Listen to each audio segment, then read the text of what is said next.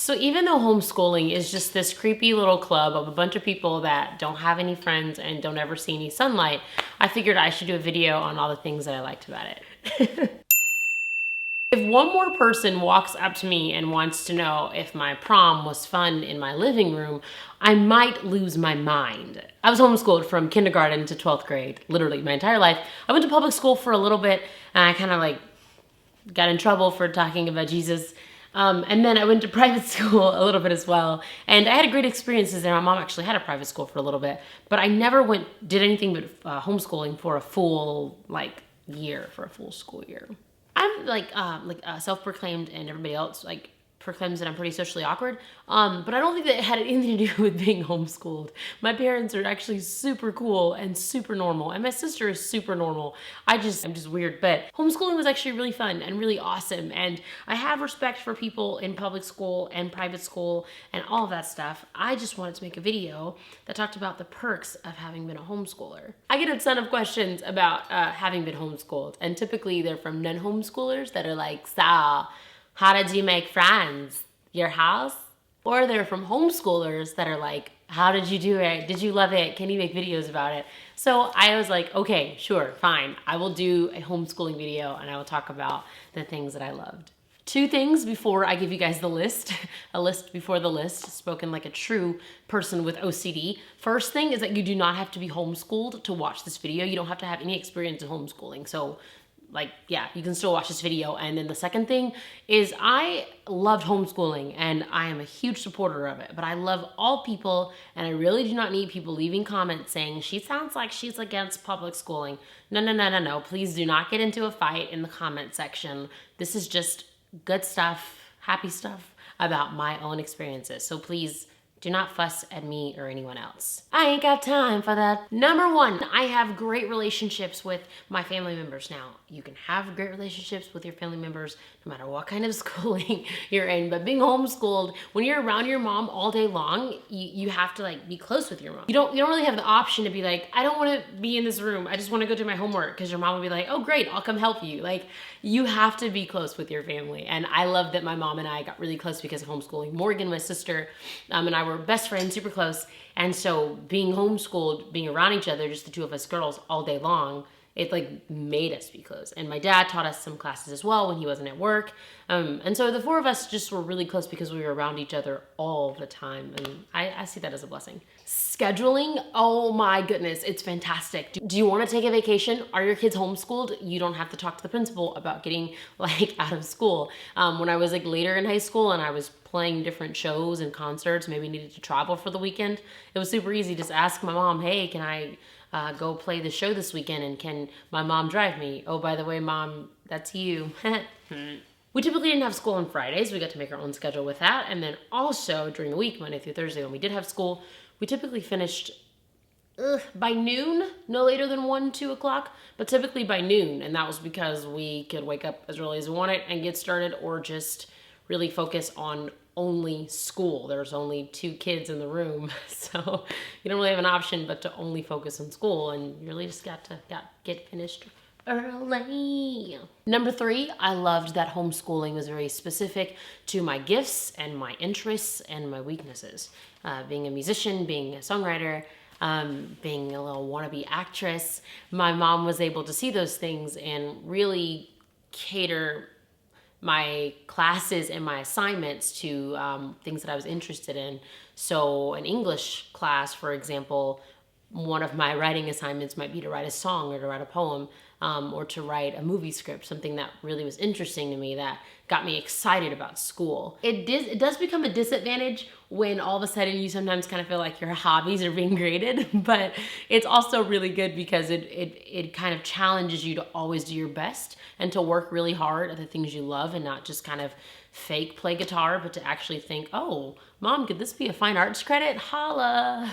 And just for those that are gonna make those comments. No, I'm not saying that my mom just took anything that I like to do. She was like, oh, your eating class, that could be considered home ec. Like, we didn't eat Italian food as a cross-cultural experience. That's not what I'm saying. But when my hobbies and my interests could be implemented as coursework and as a way to learn and grow, my mom definitely did that. And when it comes to my weaknesses, I already mentioned I have OCD. I also have ADHD and anxiety and Tourette syndrome. And having all of those things, it made a lot of learning things difficult for me. So my mom was able to really help make it all make sense for me in a way that was just one-on-one attention and helped me understand my schoolwork. I also wasn't really good at history or math or science, and that has nothing to do with my learning challenges, but was rather just subjects that I wasn't very strong in. I mean, English is just kind of my thing. I'm a writer. It's just my thing. So my mom was able to just have a little bit more like grace and mercy when it came to history projects or math projects. For example, we could take 3 weeks and just focus on history and then start all my other subjects later. So as opposed to being overwhelmed with a history project and a science project, she would be like, you know what? For the next 3 weeks, we're just going to focus on this history assignment.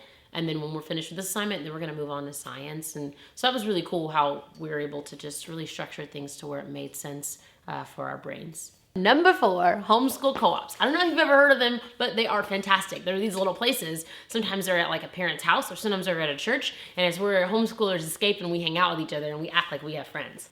I was a part of a gymnastics homeschool group thingy. My sister took Irish dancing, fencing. I'm making us sound so homeschooled right now. Let me find the other stuff. Speech and debate. Morgan played softball, took an English class, art class in high school. My art class was actually very impressive. I made a legit stained glass window. It's kind of amazing.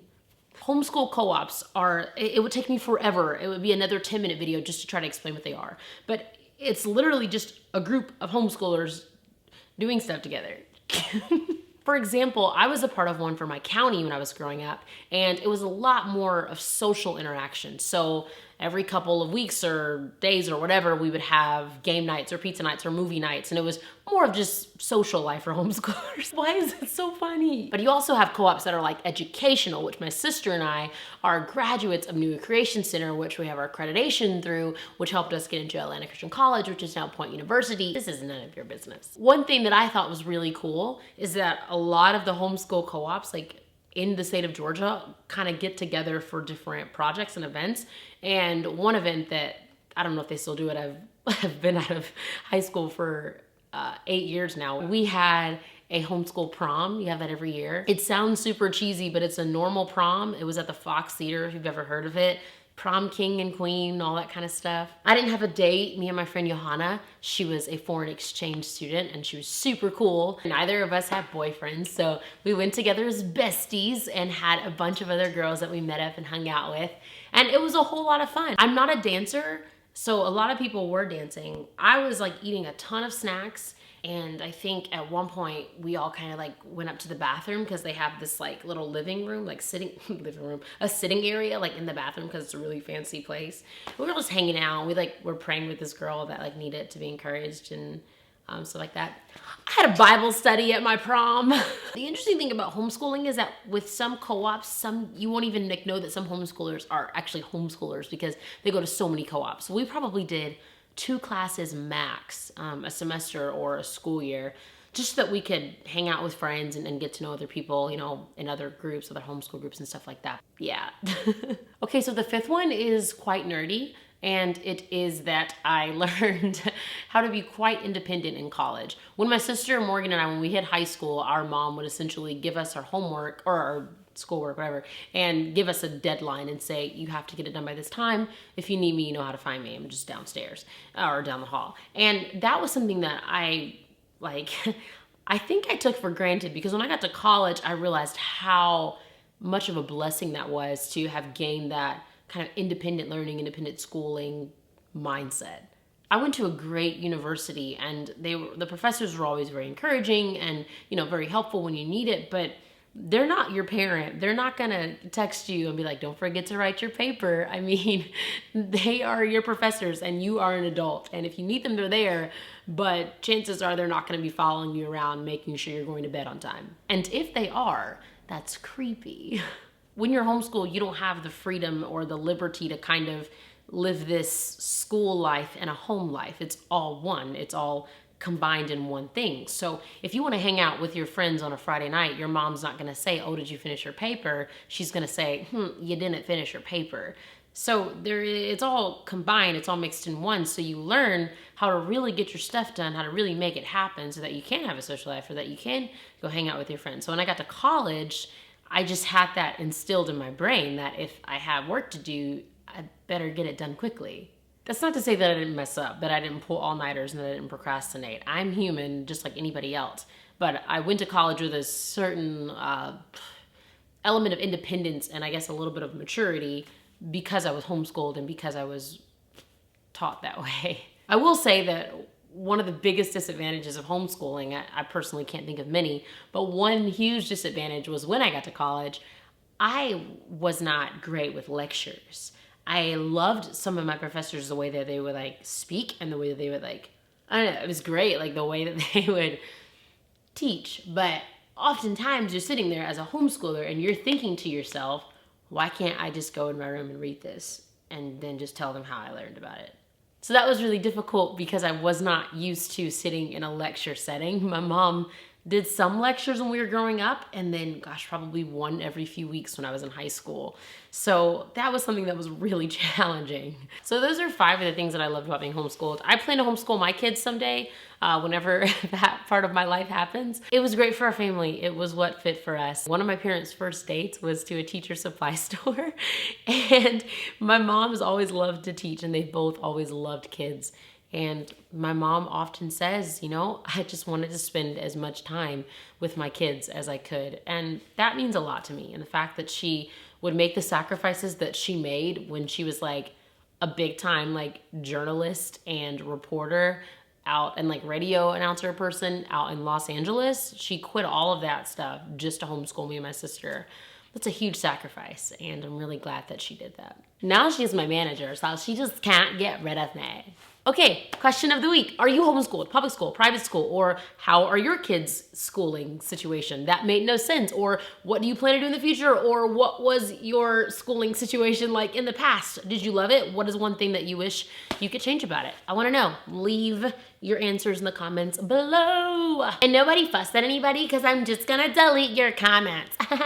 Hey, well, I hope you had a fantastic weekend and I hope you have an amazing week. I love you so much. I miss you already. Bye.